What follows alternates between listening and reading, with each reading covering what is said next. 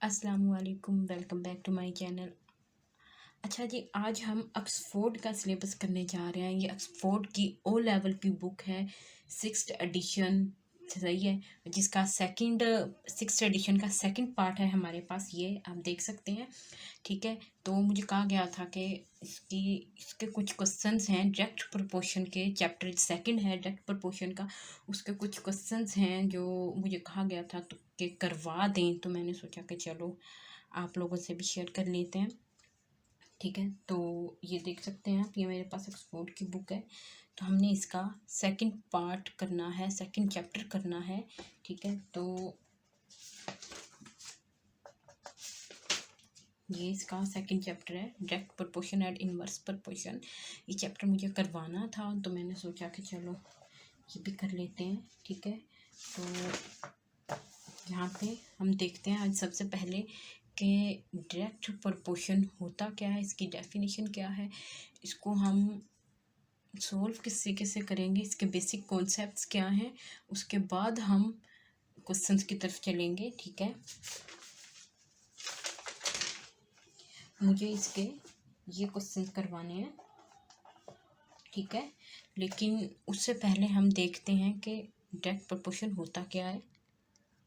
सबसे पहले direct proportion की डेफिनेशन देखते हैं। वो कह रहा है two quantities are said to be direct proportion if they decrease, decrease कहते हैं कम होने को, ठीक है।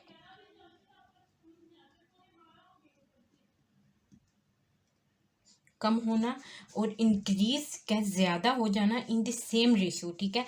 हमारे पास अगर दो क्वांटिटीज़ हैं, ठीक है, वो क्या होगा, वो दोनों क्वांटिटीज़ सेम रेंज से कम भी होंगी और वो ज़्यादा भी होंगी, ठीक है। तो ये क्या कहलाता है, ये डायरेक्ट प्रोपोर्शन कहलाता है। इसके आगे हम एग्जांपल भी देखेंगे, ठीक है। उसके बाद हम अपने क्वेश्चंस की तरफ प्रोसीड करेंगे। वो कह रहा है रिलेशनशिप, इसकी एक और जगह इसकी डेफिनेशन दी गई है, relationship between two quantities whose ratio remain same, ठीक है। दो क्वांटिटीज के दरमियान जो तल्लुक है, जो रिलेशन बन जाता है, ठीक है, हुज रेशियो, जिसकी रेशियो है, उन क्वांटिटीज की जो रेशियो होगी वो सेम होगी, ठीक है। वो जो रेशियो होगी वो कांस्टेंट होगी, तो वो क्या कहलाएगी, वो हमारे पास डायरेक्ट प्रोपोर्शन कहलाएगी, ठीक है। तो डायरेक्ट प्रोपोर्शन कहलाएगी। सबसे पहले हम इसका फार्मूला देख लेते हैं। तो क्या आ जाता है हमारे पास, y डायरेक्टली प्रोपोर्शनल है x का, ठीक है। तो जब हम इस प्रोपोर्शन को ख़त्म करते हैं, कैंसिल करते हैं, तो हमारे पास इज इक्वल टू के साथ k आ जाता है, ठीक है। यहाँ पर k क्या है, k इज कांस्टेंट, ठीक है, कि हमारे पास कांस्टेंट है, ठीक है। ये हमारे पास डायरेक्ट प्रोपोर्शन का फार्मूला है, जिसकी मदद से हम सारे क्वेश्चंस को सोल्व करेंगे, ठीक है। आइए सबसे पहले इसके एक एग्जांपल देखते हैं। एग्जांपल ये है कि वो कह रहा है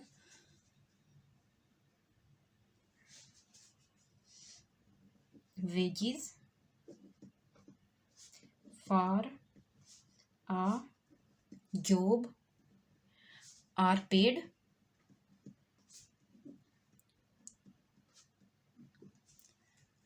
at an hour rate, at an hour rate, ठीक है। ये मेरे पास एक एग्जांपल है, ठीक है। इसमें वो क्या कह रहा है, सबसे पहले हमने क्या करना है,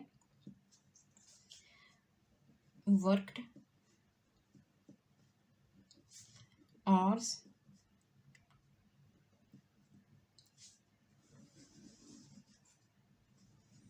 उसके बाद हमारे पास उसके बाद क्या है, सैलरी है। इसका मतलब है कि एम्प्लॉयज़ जो हैं वो कितने घंटे काम करेंगे, ठीक है, और उनको उन घंटों की कितनी सैलरी मिलेगी, ठीक है। तो उन्होंने कहा कि अगर हमारे पास 1 घंटा काम करेंगे तो $20 मिलेंगे, ठीक है। अगर 2 घंटे काम करेंगे तो $40 मिलेंगे। अगर 3 घंटे काम करेंगे तो $60 मिलेंगे। सिमिलरली ये इंक्रीज होता जाएगा, ठीक है। तो हम इसको किस तरीके से सोल्व करेंगे, सबसे पहले हम ऊपर वाला फार्मूला लेंगे, y is equal to k x, ठीक है, y over x is equal to k हो जाता है, ठीक है। यहाँ पर वाई क्या है, वाई सैलरी है, एक्स क्या है, एक्स आवर्स हैं, वर्किंग आवर्स, कितने घंटे काम करेंगे, ठीक है। के हमने क्या करना है, फाइंड करना है, ठीक है।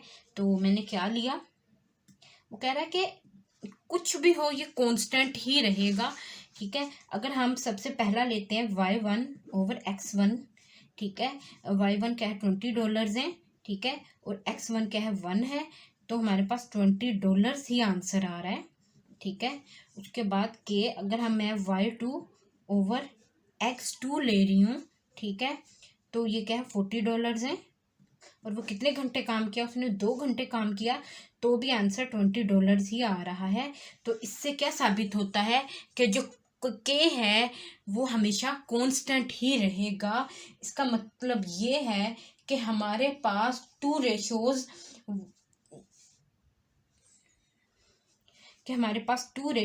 y1 ओवर x1 इक्वल है y2 ओवर x2 के, ठीक है। यहाँ पर क्या है, टू रेशियोज जो हैं वो इक्वल हैं।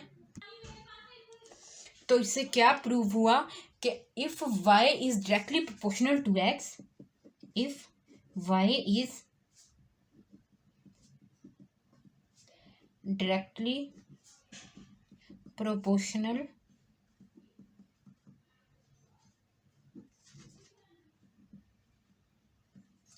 To x, then y1 over x1 is equal to y2 over x2, और या ये हम ये लिखेंगे या हम ये भी लिख सकते हैं,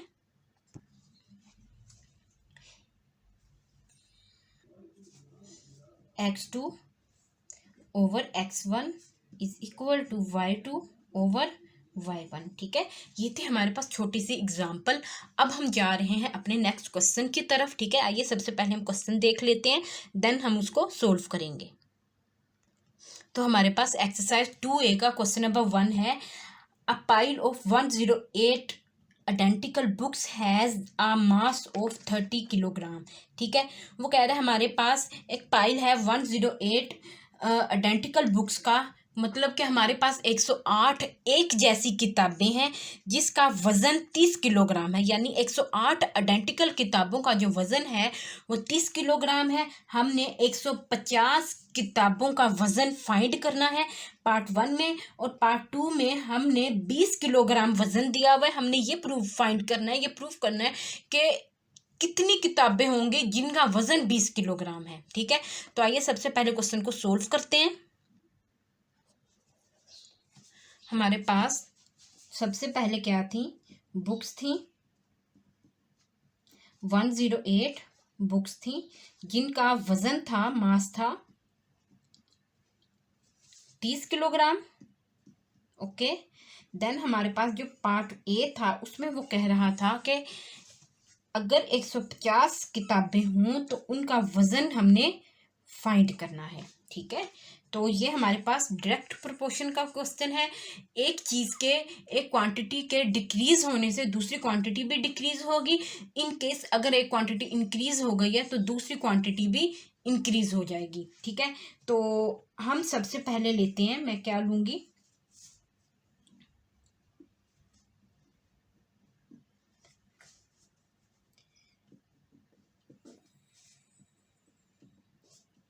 kg ओवर 150 ओवर 108, ठीक है। तो ये मेरे पास आ गया। यहाँ से हमने x की वैल्यू फाइंड करनी है। हम किस तरीके से फाइंड करेंगे, मैं यहाँ पे क्रॉस मल्टीप्लीकेशन कर लूँगी, x multiply 108 is equal to 150 multiply 30 kg, ठीक है। तो यहाँ पर क्या आ जाएगा, 150 मल्टीप्लाई 30 kg ओवर 108, ठीक है।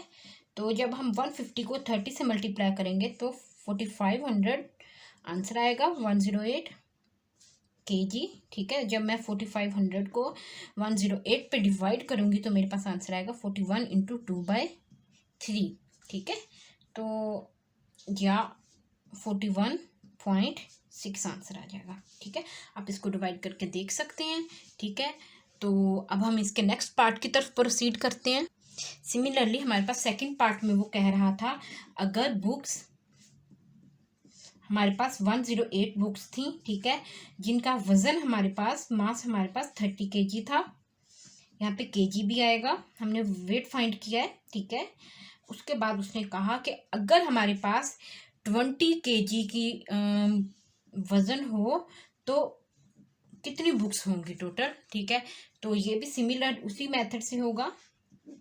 इसके वैसे तो 2 मेथड होते हैं, पर यहाँ पे मैंने एक ही करवाया है। इंशाल्लाह नेक्स्ट क्वेश्चन हम सेकंड मेथड से करेंगे। ठीक है, तो यहाँ पर क्या आ जाएगा, x/108 is equal to 20/30 kg। ठीक है, तो मैं यहाँ पे क्रॉस मल्टीप्लीकेशन कर लूँगी। तो क्रॉस मल्टीप्लीकेशन करते हैं, 30 मल्टीप्लाई बाई x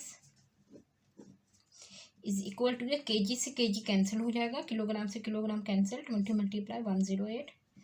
ठीक है, यहाँ x यहाँ रहेगा, 30 यहाँ आके डिवाइड हो जाएगा। सबसे पहले 0 से 0 कैंसिल, 2 मल्टीप्लाई 108 ओवर 3 रह जाएगा। ठीक है, तो मैंने 108 को 2 से मल्टीप्लाई किया तो 216 आया ओवर 3। ठीक है, जब मैंने इसको डिवाइड किया तो 3 1 3 3 7 21 और 3 2 6। ठीक है, तो टोटल बुक्स कितनी थी, 72 kg थी। ठीक है, तो जब हमारे पास बुक्स थी 108 बुक्स थी तो उनका वेट कितना था, 30 kg था।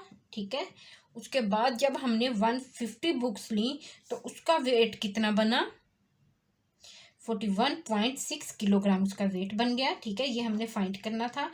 उसके बाद सेकंड पार्ट में, ये हमारा फर्स्ट पार्ट था। ठीक है, ये जो ऊपर अभी हमने सोल्व किया है ये हमारा सेकंड पार्ट था। ठीक है, जब हमारे पास बुक बन गई, जब हमारे पास वेट था 20 kg, तो वो कितनी बुक्स थी, वो 72 बुक्स थी। ठीक है, तो ये हमारे पास क्वेश्चन था।